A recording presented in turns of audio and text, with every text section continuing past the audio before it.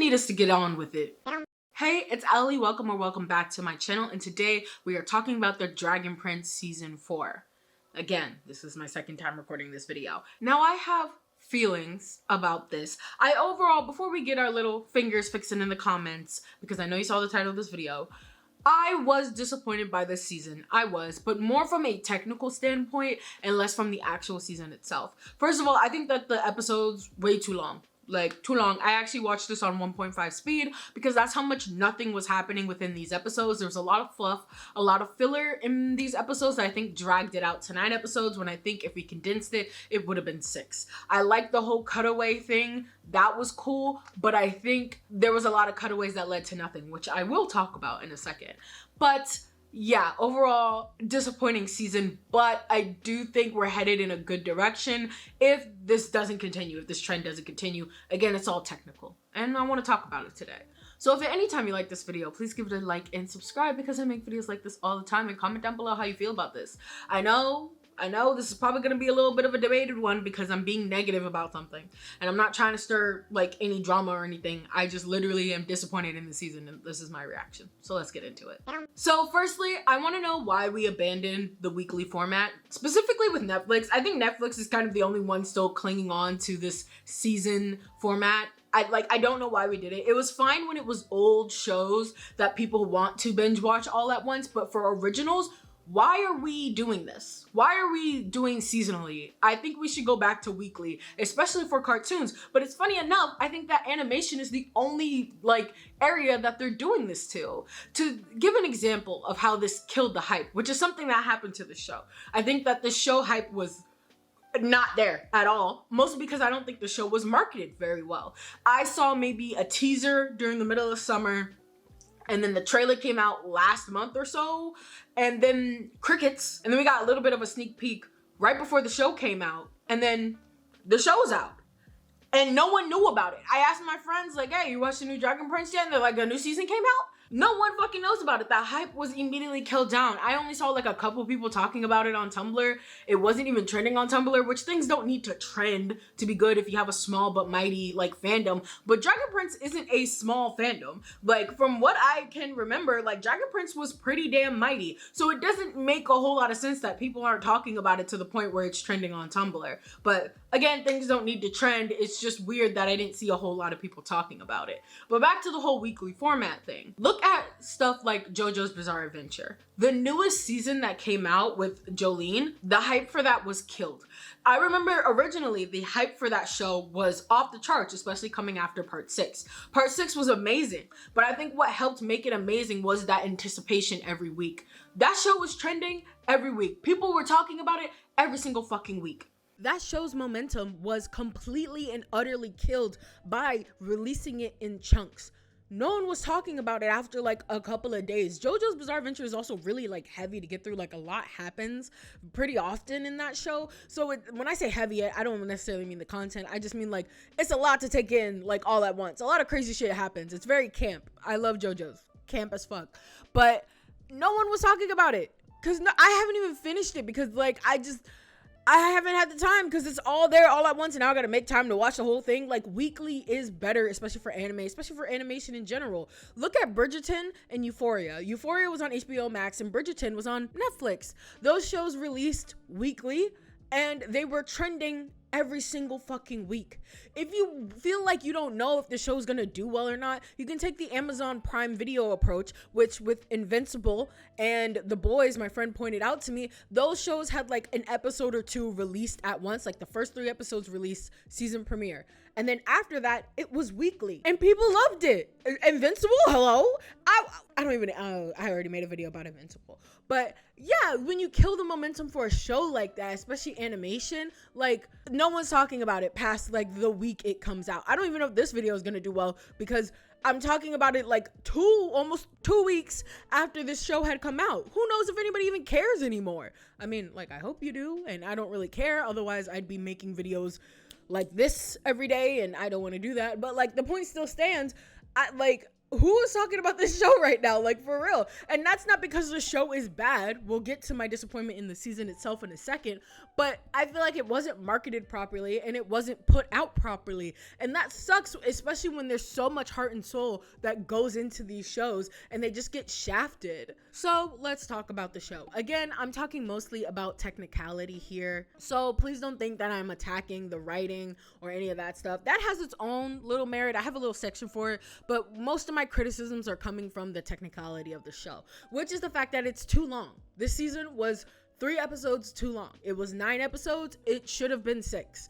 And that is because there was a lot of just fluff. There was a lot of nothing, like nothing happening. And it was really annoying. Like, some of it made sense. Like, the whole like cutaway thing, I actually think was pretty good. Cutting between the 3 storylines that were going on, that was pretty good. But overall, I think there were some moments, especially honestly with our main trio, which is weird to me that the main trio has like little to nothing going on for them for most of the season, whereas like everybody else has a little bit more. Claudia, like, they spent half the season climbing up that mountain, which was fine, but also they didn't do much either. Like, things didn't really happen in this season, which, and overall, I want to say this before, again, y'all try to come for me. Overall, I think that it's fine. I said this in my Young Justice video. If the show is supposed to be like a long running show, like, I honestly think this is Game of Thrones but for kids. If it's supposed to be a long running show that is supposed to go on for a little bit, it is understandable not every season is going to be a hit, and not every season has to have a lot happening in it. Honestly, I don't know if the last season is going to be the last season or whatever. The next season, sorry. I don't know if the next season is going to be the last season, but it is very clear this was a very like fluff season. Not a whole lot happened. I think there were some really good moments, like Ezra's little like speech that he gave at that party. That was a really good moment. I like the cutaway with the music and Claudia fighting that elf guy. I really liked that moment. That moment was really good, only to then be like cut up afterwards with this back and forth between, I don't remember who it was between. I think it was the camp that the girl who signs, I think that like that storyline that was going on, which it was an interesting storyline, but there wasn't a whole lot happening there. There really wasn't. There was 2 things that happened. It was the brother who didn't want his sister to fraternize with humans, and the human ruining that dude's like shrine. That was really it. And then that was cutting away between the party that was going on. And this party that was going on when Ezra had invited the dragon queen to come, that was fine. It was fine. Like, I don't want to talk about the humor. People have been really criticizing the humor, but it's a kid's show. I think that it's totally fine to have fart jokes and stuff. Like, it's fine, especially in a show that can get pretty dark sometimes like this. I think it's totally fine. But what really annoyed me was specifically this scene where right at the end of the party, when the inciting incident happens, I won't give away too many spoilers, and they're like, oh, time to go on an adventure. And you're like, all right, okay, time to go on this adventure. And Zim runs off, the little baby dragon. He runs off, and everyone's like, where is he? Like, we have to go. Like, where is he? And they cut away to like, oh, we got to go find him. And then they cut away to one of the other 2 storylines. I don't remember. And then they cut back after that and they're like, oh, I found him. And that's the end of the conversation. There is no reason for why he left. I thought like maybe this would come up later. Like, he left to go get a secret item that was gonna be, paramount to the future or like whatever. No, he just ran away for a second. And I was like, if you squint your eyes, you can see how it relates to his character and the way that he's been acting throughout this like entire season, kind of like rebellious, doing whatever. But like, he wasn't even hiding. Like, I would understand like, oh, he's scared, so he went and hid and Ezra had to go find him. But unless I wasn't paying attention and I missed it, there was no explanation for like why he ran off and if he went to go get something or not. Like, I don't know.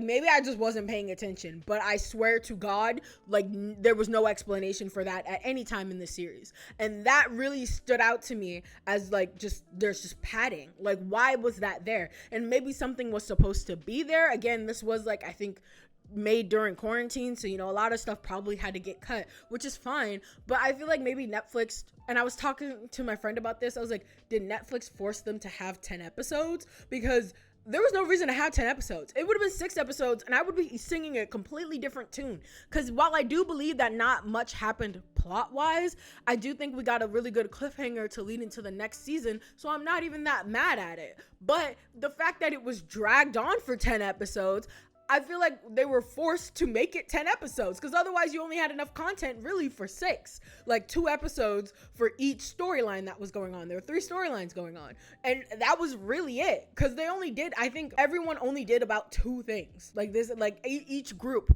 only did about 2 things this entire time. And so there were some things that were just unnecessary. Again, maybe I missed something. But I actually watched this show on 1.5 speed, which I never fucking do for shows that I love. I love this fucking show. I had to watch it on 1.5 speed because there was just so much of nothing going on. And I don't know if that's like how it usually was, but I don't remember it being this way. Again, I think this is Game of Thrones for children. So if this is just, leading up to something better, cool. I'm fine with this being like a filler season, and it's just not something you would recommend to somebody else. If you were like, oh, watch The Dragon Prince, you can probably skip season 4. Like Attack on Titan, phenomenal show, you can probably skip season 3. Just saying. So on a long running show like that, I don't necessarily see it as that like bad. Honestly, I know people are like, you can't skip, certain thing. You gotta watch the whole thing to get the whole premise. But like, I'm just saying in general, like, it just seemed like we were padding this out, and I don't know why. I don't know if Netflix had a quota that they forced the animators to meet, because I understand things being cut out because of quarantine, but there's no reason it was 10 episodes. It could have been 9 episodes. It could have been 6. As for the humor, I'll touch on it very, very quickly, because like I said, humor is subjective. This is a kid's show. So as much as they can talk about the fact that Ezra went through extreme trauma, having his father pulled away from him at a very young age and then needing to become king, that's crazy storyline, which like, yeah, that's gonna fucking affect him. And even though like Callum didn't want it, like Rayla just left, which like also Rayla, I know she was there for the sake of also Rayla and Callum. I mean, Callum had a little bit more to do than Rayla, but this could have been a solo Ezra adventure. I do believe that, and maybe it should have been. Callum and Rayla had their moments. I didn't really care for their whole thing with the romance. I think Rayla should have came in later in the season. If they were gonna do that whole like thing, spoiler alert, she comes back. Why would she not come back? But like, it just kind of was lackluster to me. Maybe I just never cared about their romance, but like, I don't know. But like, her whole character, this like arc was just kind of like, like she's just trying to like atone for like a mistake I don't even think she made. Like, I don't know. Anyway, that's just my opinion about her character in this season. But like, I feel like a lot of characters didn't have time to do anything. Though I will say Soren got some pretty good moments. I think Soren is like, out of like the side characters, Soren is a pretty standout moment. And honestly, Viren too, because Viren actually gets character development because he has PTSD from dying, which is like cool. He's the villain, but like cool. I feel like at the end they're gonna probably redeem him, which don't know how I feel about that necessarily, but like it seems like he's on this road to redemption. He's getting very like not redeemable. He's getting very like sympathetic, like where he has PTSD from being on that mountain, and it's very like serious, and it's a whole moment of him with his daughter, which is like cool. And then like Claudia's boyfriend, shout out to Claudia's boyfriend, he's really cool. I forgot his name though, I'm sorry, but like he's really cool. But also he seems like a little like cinnamon roll, and he's here with Claudia, who's doing like unspeakable acts and has done unspeakable acts, which like, does she deserve redemption? But it's kind of looking like they're gonna give it to her, which again, don't know how I feel about all of that, but hey, but anyway, back to Soren. I think Soren is a standout character, side character in this. I think he really gets his moment to shine in this. See, I'm not all negative about things. I also but the humor, it works sometimes and it doesn't other times. That's really all I have to say about it. Some of the jokes land, some of them hit, and some of them don't. Sometimes I think they're trying a little bit too hard with the whole pastry thing. Like, I like that the pastry came back and paid off later. I like that because Lord knows some other things did not in this season. So I do like that the pastry thing came back later. But the whole tart thing, it was really like, what are we doing? Like the first episode, I think the first 2 episodes where they were just in the like chambers or whatever, I just felt like things were missing, and I can't be mad that things were missing because hello, quarantine, COVID stuff. I can't say that word too many times, but like, it's understandable that things were missing. It just, the way they cut it down was just really, really weird. So anyway, continuing on about what I did like about this season, I do, like I said, some of the payoffs. The jokes were some good a lot of times. The character development, I think we got some really good character development for side characters. Claudia, I wish we would have gotten a little bit more from her. I love her boyfriend a lot, and I wish that he would, like, he had his moment where he was like, oh, Claudia, what are you doing, girl? Like, what are you doing? What do you mean you have Rayla's parents in your pouch? Like, is he just cool with all of it? Like, it's fine if he's like a villain and he's like cool with everything that's going on. Like, if he's cool with that, I'm cool with that. You know what I mean? Like, I feel like also maybe he doesn't know completely what's going on. Like Claudia and Viren are trying to like become very powerful so they can rule over themselves in the guise of like defending humanity versus like non-human people. And I don't know if he wants that. Old boy had to kill a person. Like, spoiler alert, he had to kill a person. He was all shaked up about that. And he basically told him to, like, suck it up. And that was a cute moment because he told him, like, I'm not going to do that. Like, I understand that's the way you do things, but that's not what I'm going to do. Which is cool, but you did kill a man. And did you even know why? Like, yeah, he was about to kill your girlfriend, but, like, do you even know why your girlfriend was fighting them in the first place? It's just like, I feel like we should have, like, he should, I don't know if that's going to be, like, a reveal. Like, he didn't know that stuff was going on the whole time. Anyway, I'm rambling on about that fact for too long. The animation is great. I think, like, I didn't find anything wrong with the animation. It didn't really have any chance to really shine that much. I think all the character designs are really good, especially the dragon designs. Oh, I love that dragon they meet at the end. I love his design a lot. I love the elf design. I just really love the elves design. The backgrounds are really pretty, the painted backgrounds. The show has always been really pretty. So, you know, I feel like this was like a spiritual successor to How to Train Your Dragon. So I don't have anything bad to say about the animation or anything like that. It was really pretty to look at, which was nice. The music also was really nice to look at. Yeah, I looked at the sheet music. No, the music was really nice to listen to, and I think it fit the score really well. I have fit the show. The score fit the show. Oh my gosh. I've never filmed this late in the day. Ignoring all the pacing issues, I think that we are headed in a good direction. I do like what was there, which is why I said, like, if it just was condensed down and wasn't dragged out, I would have liked what was there. Give me 6 episodes. I'm not gonna be mad about 6 episodes.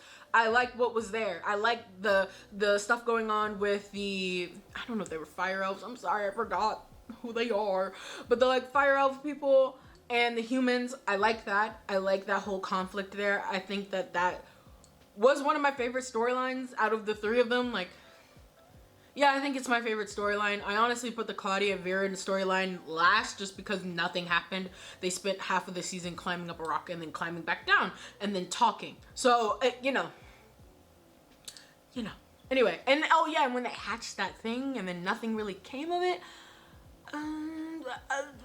if it was just condensed down. Anyway, I'm sounding like a broken record. So to wrap this up, I just want to say I did not absolutely hate this season. I think it was definitely underwhelming, but I think honestly the marketing for it wasn't very overwhelming either. So I can't really say, like, honestly, this is one of the few times I feel like the marketing kind of matched the tone of the season. It was kind of underwhelming, and so was the marketing for this. I don't know if hyping up this as much as possible would have been better. I don't know. I don't think so, especially considering the product that we did get. So maybe it's just one of those things where you just got to move on from it and hope that, like, the next season is better. Like I said, same with Young Justice. I said that before with that show too. Like, that season was pretty underwhelming in terms of things that happened. And Young Justice is different because they have different storylines going on and it's a whole thing. But this one being kids Game of Thrones, I really think that, like, we could have just, I don't know. I feel like whoever was in charge of marketing and whoever was in charge of editing, they dropped the ball on this one. They did. But overall, I do think there were some pretty strong standout moments, and I will continue to watch the show. I'm not, like, completely turned off. I'm not like, ew, I will never watch the show again. I still love the Dragon Prince. I want to see where it goes. I love Ezra. I love the dragons. I think it's really cool, and I want to see where this goes, straight up. So thank you so much for watching. I hope you enjoyed the video. I know I hate being negative about things because I love most things, but I was just really disappointed in this season.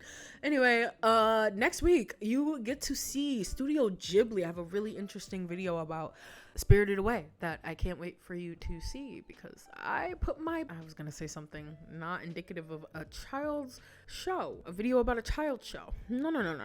Anyway, if you want to follow me on any of my social medias, they are linked down below. Come talk to me about anything and everything. Honestly, right now I'm really into Rise of the Teenage Mutant Ninja Turtles. You should go watch that video. If you haven't, it'll be in the end card, and also a playlist of other rants and such will also be in the end card. Thank you. I hope you have a wonderful day. And I'll see you in the next episode. Peace.